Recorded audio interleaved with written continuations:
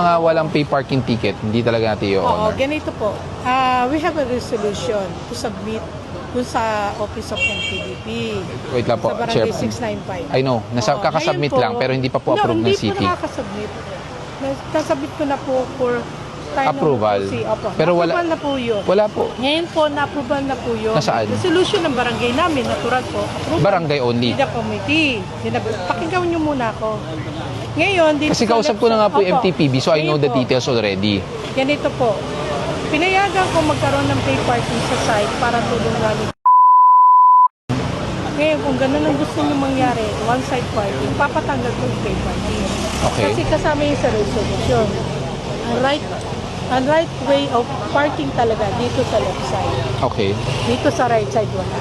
Okay. Ngayon, papahinto ko ngayon ang pay parking para hindi maabala yung resident. Eh, yun na lang po ang magiging usap. Pero ang tanong ko sa inyo, nasan yung approved city ordinance nyo? If you're pertaining that you have an approved city ordinance, Actually, since pag-upo ko pa lang Wala kasi. meron po ako. Dadalhin barangay ko po ngayon. resolution. Actually, sinabit ko na po yun. Chairman, I-consider na ito po po. yun. No.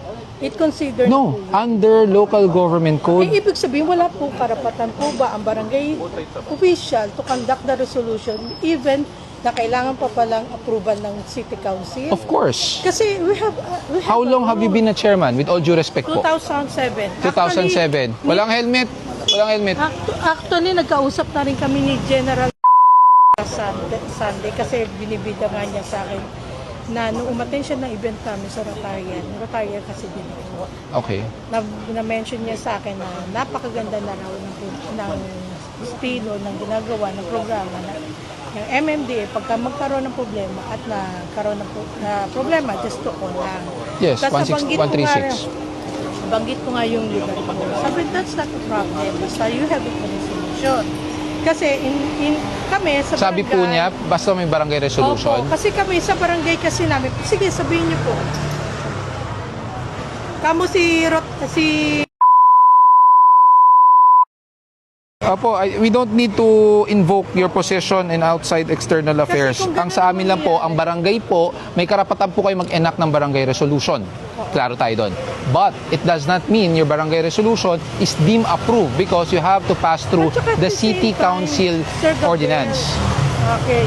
Pagka ganyan po, you coordinate also in the barangay kung meron kayo operation para we prepare for that na masabihan din namin yung mga residents. Para pagdating po namin, wala nang naka-parking. Ang purpose nyo lang talaga para, syempre, may mahuli kayo. Ay, hindi. That's the point. Our purpose is, Hindi. Chairman, ito po Ang point ko lang, ganito, ang point ko Hindi, lang. ito Sige ako po para muna. madali na Kasi lang po usapin. medyo mali po yung point nyo. Ito na lang po, para mas madali, papatanggal ko yung pay parking today para yung left side ko, talaga pong... Eh bakit yung kabila may pay parking din? May ticket yung iba eh. Kapatid, kaya nga, pinayagan po ko yung within my vicinity, wala pong pay parking only in my barangay. Kahit kung pumunta tayo sa barangay. So sa isang kalsada, doon may pay parking, sa iyo Yes, walang pay sa akin parking, wala tapos pong doon may pay parking. Opo. Wow, that's ang galing po. Ang galing po Opo, nun. talagang magaling po kasi gumagawa naman kami ng... That would be unfair Ayun. for a single street to have different Yun resolutions. nga po. 'Di ba? Kasi nga, iba-iba po ang barangay po na. Ito na lang po, Chairman, para mapabilis Iba-iba tayo. po ang Ang tanong ko lang po, barangay may approved City Council ordinance? Actually, inaprubahan na po ng MTBP. Alam na nila yung aming resolution kasi pag sinabi pong resolution sa barangay, barangay pa lang approved ng council. Ng barangay? Opo. But not city? Yun na po, kinukonsider na po yun kasi kami po ay nakaupo dito sa barangay. It does not mean you are a Ay, barangay. dapat ho natin Matagal na po mapag-usapan yan. kay Mayor po yan. Ay, alam po ni kakausap ko lang po. Kakausapin ko rin Opo. si Opo. Kung ganun mangyayari po, papatanggal ko na lang yung pay parking. Patanggal niyo po lahat para patas po sa O, lahat. sige po, patanggal ko na lang. Opo. O, ano? Patanggal na yung pay parking. Para wala na tayo. Kasi tulad niyan, sasakyan na hindi umaandar, may pay parking pa rin. Oh. Sige po, para ganun na lang mangyari. Yung left side ko hindi mapaanahan.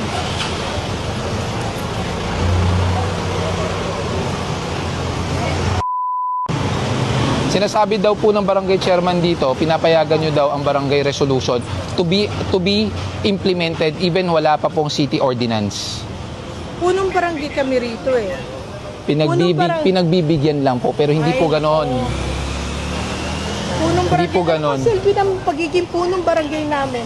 Oh, yun ang ini-invoke niya ngayon.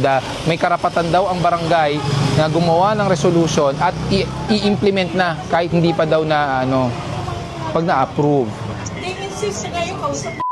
Ayun, pag na-approve na ng city council, ang sinasabi daw ng chairman, hindi daw. Basta barangay lang daw, pwede na daw. Oh, hindi po. Nako, na! Ayan. Naghuhugas kamay ka! Huwag kang ganyan! Sabi ko nga sa kanya, Naghuhugas kamay ka! wala. Kita tayo! Barangay lang. Huwag mo ako Sige po, tawid sir. Hindi ko pinagbibigyan eh. Okay, sige, thank you po. Oh, Punta tayo dyan. Klarong-klaro po, ah. Ano na lang po. Total, nag-uusap naman na tayo dito. Papatanggal kayong pay parking. Pupunta namin kayo ngayon kay Mayor. sige po, kayo na lang po mag-usap dahil sige po. kung ganun po, kayo po ang may gulo. Huwag na ako papakialamin kabilang side kasi ang tinitingnan nyo lang naman yung tungkol dito. Ang na tinitingnan tungkol po namin, I respect the pay parking as of today. Lahat na may parking ticket, hindi ko po atakin. Kahit na, big question sa akin, Chairman. Ang sasakyang nakagarahe at stalled na hindi naman umaandar ng ilang buwan, may parking ticket pa rin. Ay, hindi ko na kasi problema yung side dito sa barangay. No, kasi same pa yan. mag-usap tayo, punta tayo. Mag-usap na lang po kayo doon, ha? Sorry, ito kasi yung pinagugatan yan.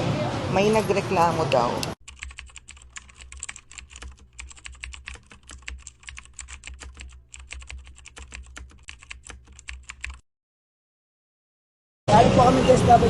Opo, pero wala po kasing helmet. Alam niyo po ba kung magkano ang violation niyo?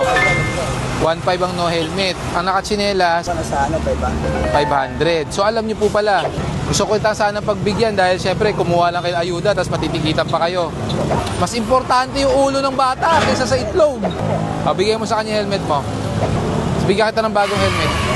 Sa akin, siguradong ligtas ka program. Rhea, subukan natin.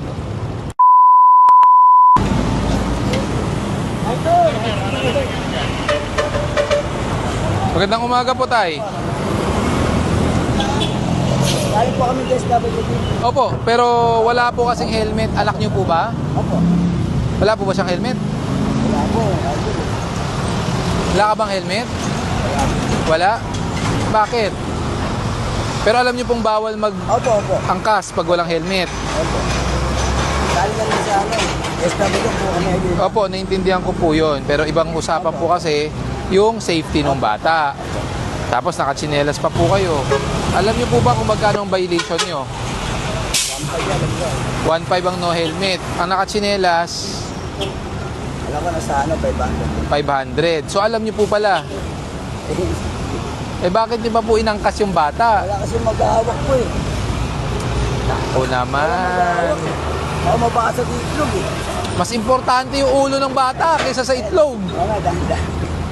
Mas importante ang safety ng bata. Ilan taon ka na ba? 12?